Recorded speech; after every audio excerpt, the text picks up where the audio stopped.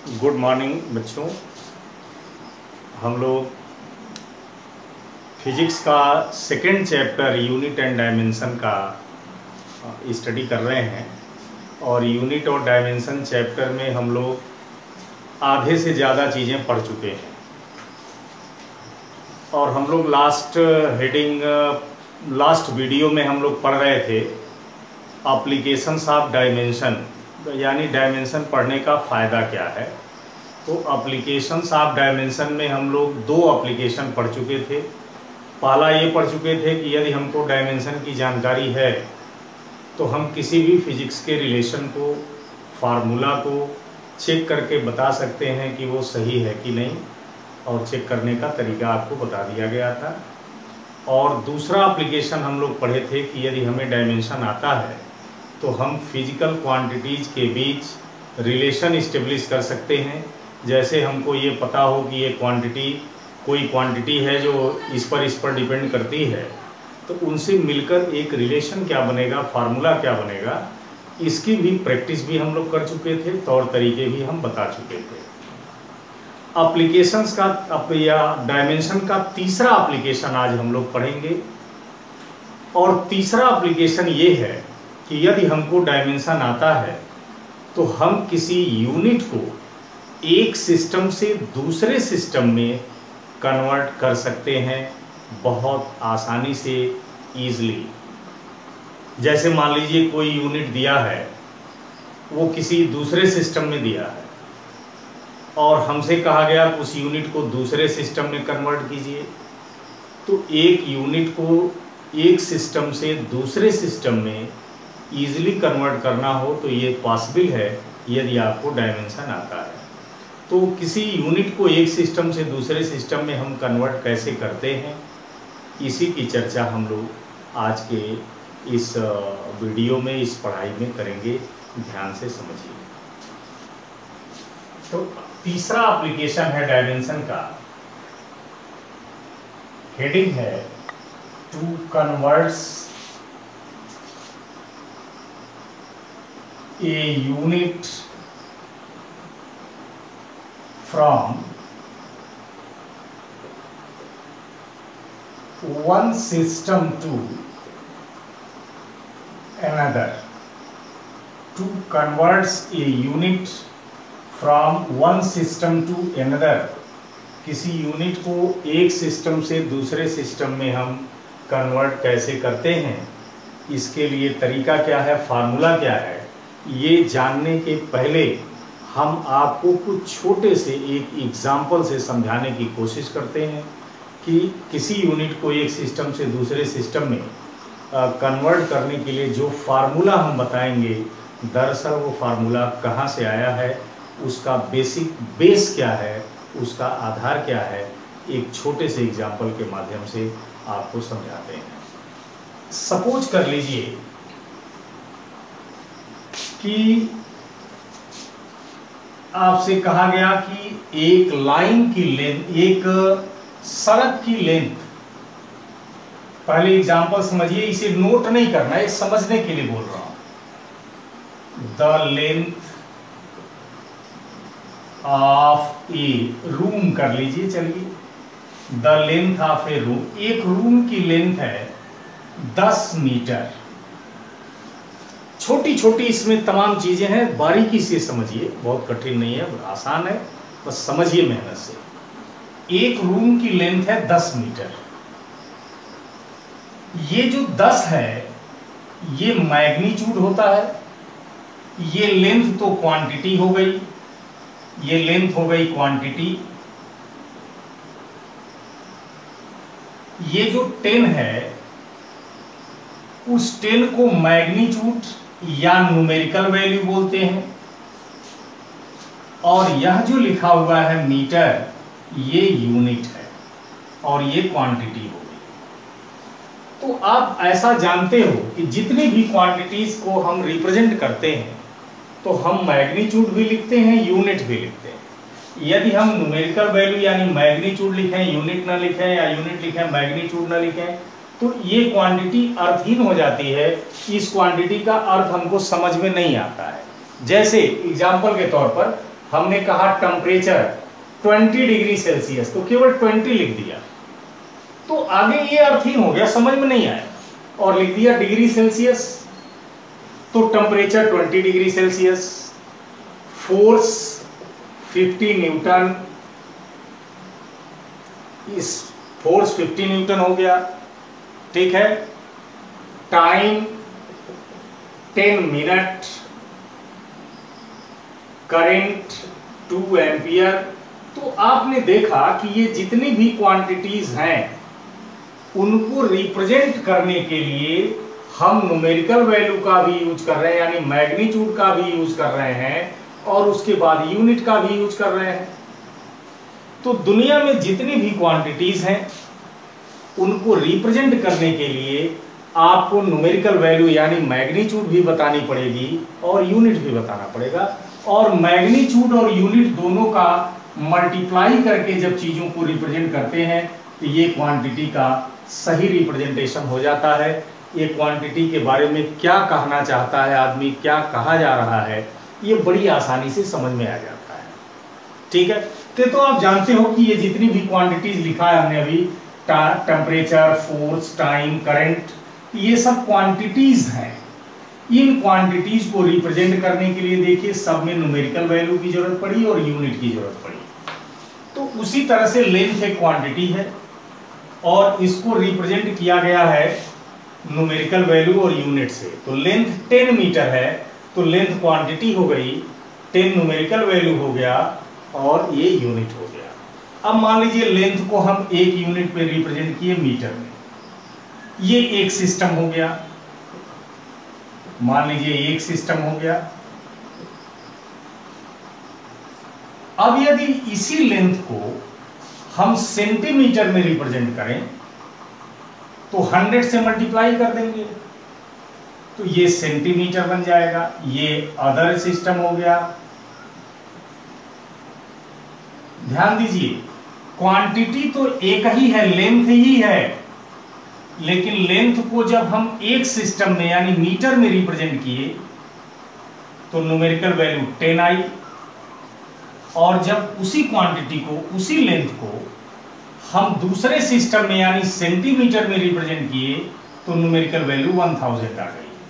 तो लेंथ एक ही, एक क्वांटिटी दोनों एक है। एक बार हम क्वांटिटी को मीटर में रिप्रेजेंट किए, एक बार क्वांटिटी को सेंटीमीटर में रिप्रेजेंट किए, तो मीटर एक सिस्टम हो गया, सेंटीमीटर दूसरा सिस्टम हो गया, ठीक है ना। तो एक सिस्टम में हमारी यूनिट हो गई मीटर और दूसरे सिस्टम में हमारी यूनिट हो गई सेंटीमीटर। तो इस यूनिट को हम U1 लिख देते हैं और इस यूनिट को हम U2 लिख देते हैं, क्योंकि ये मीटर यूनिट एक सिस्टम में है और दूसरी यूनिट सेंटीमीटर है जो दूसरे सिस्टम में मान लिए। तो इस यूनिट को UN से, इसको U2 से। जब हम लेंथ को मीटर से रिप्रेजेंट कर रहे थे तो न्यूमेरिकल वैल्यू 10 आई, जिसको हम N से यानी N1 लिख दे रहे हैं। जब इसी लेंथ को हम दूसरे सिस्टम में यानी सेंटीमीटर में रिप्रेजेंट किए तो हमारी न्यूमेरिकल वैल्यू चेंज हो गई, यानी इस न्यूमेरिकल वैल्यू को हम N2 मान ले रहे हैं, ठीक है। तो क्वांटिटी तो एक ही है, एक सिस्टम में रिप्रेजेंट किया गया मीटर में और दूसरा एक सिस्टम में रिप्रेजेंट किया गया सेंटीमीटर में। तो जब इसी क्वांटिटी को हम मीटर में रिप्रेजेंट किए तो न्यूमेरिकल वैल्यू अलग आई, सेंटीमीटर में रिप्रेजेंट किए तो न्यूमेरिकल वैल्यू अलग आ गई, ठीक है। तो यहां आपने देखा कि एक ही क्वांटिटी को दो सिस्टम में रिप्रेजेंट किया गया, दोनों सिस्टम में एक की यूनिट को हम U1 मान लिए, एक की यूनिट को U2 मान लिए, और पहले सिस्टम में क्वांटिटी की न्यूमेरिकल वैल्यू 10, दूसरे सिस्टम में उसी क्वांटिटी की न्यूमेरिकल वैल्यू 1000 आई।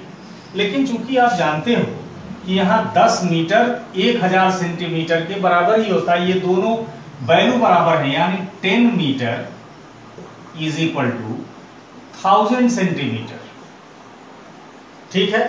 तो 10 को हम N1 मान लिए हैं, मीटर को U1 मान लिए हैं, और 1000 को N2 मान लिए हैं, और सेंटीमीटर को U2 मान लिए हैं। यानी किसी क्वांटिटी का रिप्रेजेंटेशन आप चाहे जितने भी सिस्टम में कीजिए, सारे सिस्टम में न्यूमेरिकल वैल्यू अलग होगी, यूनिट अलग होगा, लेकिन न्यूमेरिकल वैल्यू और यूनिट का जो मल्टीप्लिकेशन है वो सेम होगा। यहाँ पर आप देख रहे हो पहले सिस्टम में न्यूमेरिकल वैल्यू 10, यूनिट मीटर, दूसरे सिस्टम में न्यूमेरिकल वैल्यू 1000, यूनिट सेंटीमीटर। तो दोनों सिस्टम में न्यूमेरिकल वैल्यू और यूनिट अलग अलग है, लेकिन जब इनको हम मल्टीप्लाई करेंगे तो ये इक्वल हो जाएंगे, क्योंकि दोनों एक ही यूनिट के हैं, लेंथ के हैं। तो 10 metre is equal to 1000 centimetre. अब इनको सिंबल के रूप में लिखें तो 10 की जगह n1, m की जगह u1, 1000 की जगह n2, cm की जगह u2, यानी n1 u1 is equal to n2 u2। ये एक रिलेशन मिल गया। दूसरी चीज आप देख रहे हो कि मीटर बड़ी यूनिट है और सेंटीमीटर उससे छोटी यूनिट है। तो जब यूनिट छोटी हो रही है तो न्यूमेरिकल वैल्यू बड़ी हो रही है। देखिए, जब यूनिट हम मीटर लिए तो हमारी न्यूमेरिकल वैल्यू 10 थी। जब यूनिट हम इससे छोटा लिए तो हमारी न्यूमेरिकल वैल्यू 1000 हो गई। यानी यूनिट जब छोटी होगी तो न्यूमेरिकल वैल्यू बड़ी होगी, या यूनिट जब बड़ी होगी तो न्यूमेरिकल वैल्यू छोटी होगी। तो किसी भी क्वांटिटी को जब बड़े यूनिट में रिप्रेजेंट करोगे तो न्यूमेरिकल वैल्यू छोटी होगी, और जब उसी क्वांटिटी को जब छोटे यूनिट से रिप्रेजेंट करोगे तो न्यूमेरिकल वैल्यू बड़ी होगी। यानी जब हम यूनिट बड़ा लेते हैं तो न्यूमेरिकल वैल्यू छोटा होता है, और जब यूनिट छोटा लेते हैं तो न्यूमेरिकल वैल्यू बड़ा होता है। जैसे किसी डिस्टेंस को हम किलोमीटर में बोलें कि मान लीजिए ये डिस्टेंस 2 किलोमीटर है, तो किलोमीटर में न्यूमेरिकल वैल्यू 2 आई, लेकिन जब उसी को मीटर में चेंज करोगे तो 2000 हो जाएगी, और मीटर किलोमीटर से छोटा है। तो जब यूनिट छोटी हो जाएगी, छोटी होती जाएगी, तो न्यूमेरिकल वैल्यू बड़ी होती जाएगी, और जब यूनिट बड़ी लेते जाओगे तो न्यूमेरिकल वैल्यू कम हो जाएगी। किलोमीटर, मान लो कोई डिस्टेंस 3 किलोमीटर है, तो किलोमीटर जब ले रहे हैं यूनिट तो न्यूमेरिकल वैल्यू 3 आ रही है, और जब उसी को मीटर में चेंज कर दोगे तो 3000 हो जाएगी। तो मीटर छोटा है किलोमीटर से, इसलिए न्यूमेरिकल वैल्यू बड़ी हो गई। तो एक बात, दो बात ये ध्यान देना। पहला कि जब भी यूनिट छोटा करते जाएंगे तो न्यूमेरिकल वैल्यू बड़ी होगी, यूनिट बड़ी करते जाएंगे तो न्यूमेरिकल वैल्यू छोटी होती जाएगी, पहली बात। और दूसरी बात, किसी भी क्वांटिटी को आप चाहे जितने सिस्टम में रिप्रेजेंट करें, हर सिस्टम में न्यूमेरिकल वैल्यू और यूनिट का प्रोडक्ट हमेशा सेम आता है। यहां देखिए 10 मीटर माने 1000 सेंटीमीटर, तो 10 मीटर और 1000 सेंटीमीटर दोनों सेम होते हैं। तो चूंकि ये भी लेंथ को ही रिप्रेजेंट किया गया, ये भी लेंथ को ही रिप्रेजेंट किया गया, इसलिए किसी भी क्वांटिटी को, बात केवल लेंथ की नहीं है, किसी भी क्वांटिटी को यदि आप 4-5 सिस्टम में रिप्रेजेंट कीजिए तो सारे सिस्टम में न्यूमेरिकल वैल्यू अलग अलग होगी, यूनिट अलग अलग होंगे, बात सही है, लेकिन हर सिस्टम में न्यूमेरिकल वैल्यू और यूनिट का प्रोडक्ट हमेशा सेम आता है। ये दो बात याद रखिएगा, ठीक है ना? ठीक है, दोनों बात समझ में आ गई। अब देखिए यहां पर आप लिख सकते हो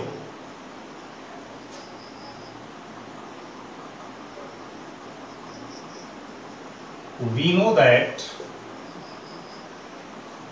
अभी बताया हूं कि किसी क्वांटिटी की जब यूनिट बड़ी होगी तो न्यूमेरिकल वैल्यू छोटी होगी, यूनिट छोटी होगी न्यूमेरिकल वैल्यू बड़ी होगी। यानी we know that numerical value is inversely proportional to unit. यानी किसी भी क्वांटिटी को रिप्रेजेंट करते समय यूनिट जब बड़ा लोगे तो न्यूमेरिकल वैल्यू कम होगी, यूनिट जब छोटा लोगे तो न्यूमेरिकल वैल्यू ज़्यादा होगी।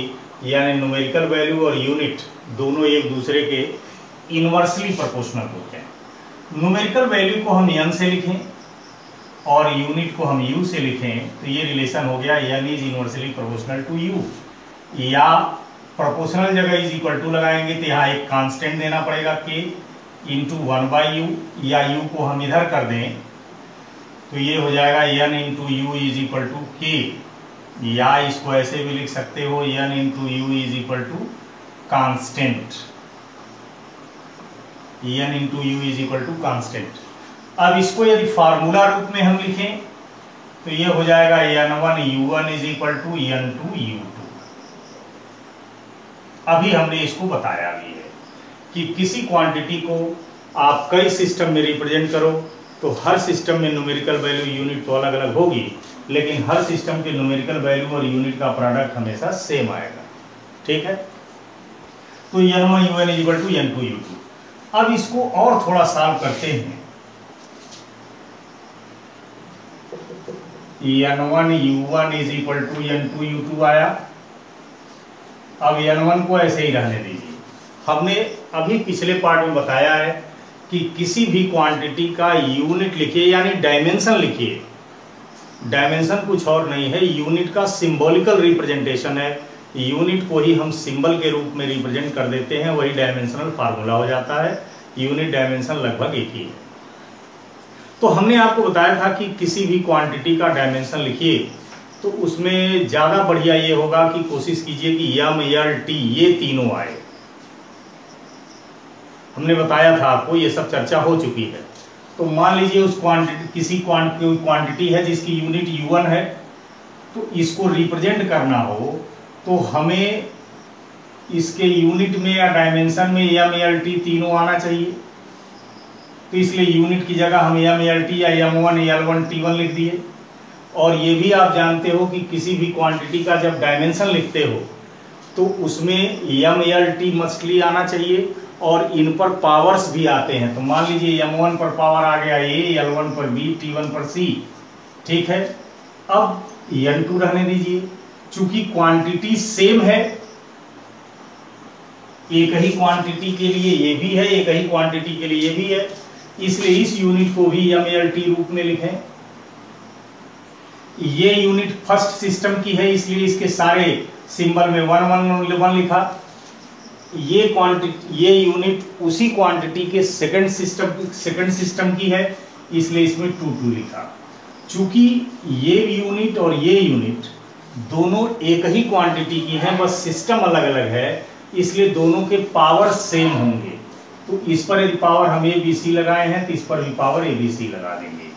अब इनको आप इधर कर दीजिए तो इधर n2 बचा, तो n2 is equal to n1। अब ये आके इधर डिवाइड हो जाएगा, तो डिवाइड हो जाएगा तो ये हो गया m1 l1 t1 to the power ABC upon m2 l2 t2 to the power ABC। या इसको और बेहतरीन ढंग से लिख सकते हैं m1 upon m2 to the power a, l1 upon l2 to the power b और t1 upon t2 to the power c। तो किसी क्वांटिटी को, किसी यूनिट को एक सिस्टम से दूसरे सिस्टम में यदि कन्वर्ट करना है तो उसके लिए फार्मूला यही है जो बहुत आसान है याद करना। तो आपसे जब भी कहा जाए कि किसी यूनिट को एक सिस्टम से दूसरे सिस्टम में चेंज कीजिए, तो एक सिस्टम से दूसरे सिस्टम में किसी यूनिट को चेंज करने के लिए हम यही फार्मूला यूज करते हैं जो याद करना बहुत इजी है। n2 is equal to n1, m1 upon m2 to the power a, l1 upon l2 to the power b, t1 upon t2 to the power c। यही फार्मूला आपको याद रखना है। ये जो हमने अब तक डेरिवेशन वगैरह किया इनका बहुत महत्व नहीं है, इनका बहुत इंपॉर्टेंस नहीं है, लेकिन चूंकि अब डायरेक्ट ये बताते तो आपको लगता कि ये कहाँ से आया है, इसलिए थोड़ा सा हमने ऐसे इसको सॉल्व कर दिया। लेकिन आपको जब भी एक यूनिट को एक सिस्टम से दूसरे सिस्टम में कन्वर्ट करना हो तो फार्मूला यही याद रखिए, n2 is equal to m1 upon m2 to the power a, l1 upon l2 to the power b, t1 upon t2 to the power c। ठीक है, अब इसमें देखिए n1 क्या है, n2 क्या है, m1 m2 ये सब लिख दीजिए। जैसे n1 कोई पूछे कि n1 क्या है तो n1 बता दीजिए numerical value of quantity in first system. Formula ये याद करना तो बहुत इजी है, ये तो आप सभी को याद हो गया होगा अभी भी।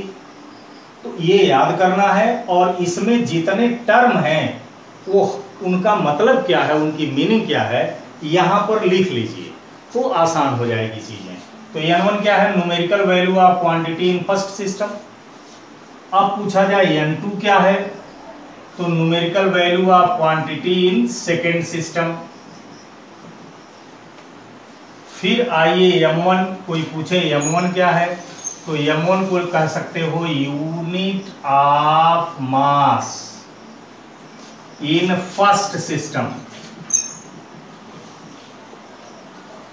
Unit of mass in first system. अब पूछा जाए m2 क्या है, तो unit of mass in second system. उसी तरह से पूछा जाए L1 क्या है, तो L1 unit of length in first system. अब पूछा जाए L2 क्या है, तो L2 को लिख दीजिए unit of length in second system.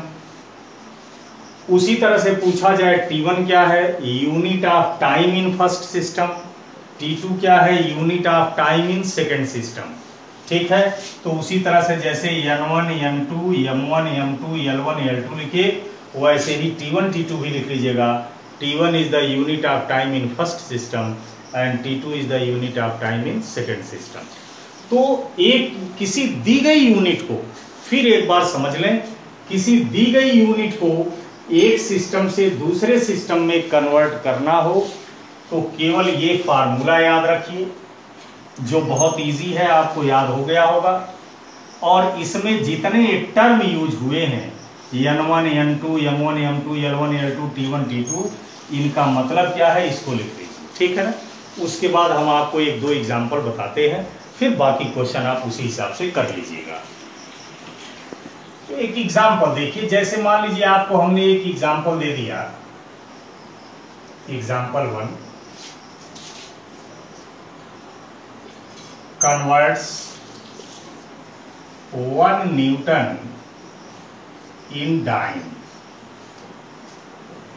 एक न्यूमेरिकल मैंने आपको दे दिया, कन्वर्ट्स 1 न्यूटन इन डाइन, यानी 1 न्यूटन को डाइन में चेंज कीजिए। तरीका समझिए, तो हमें 1 न्यूटन को चेंज करना है डाइन में, तो जिसे चेंज करना है उसी को हम फर्स्ट सिस्टम मानते हैं, यही फर्स्ट सिस्टम है।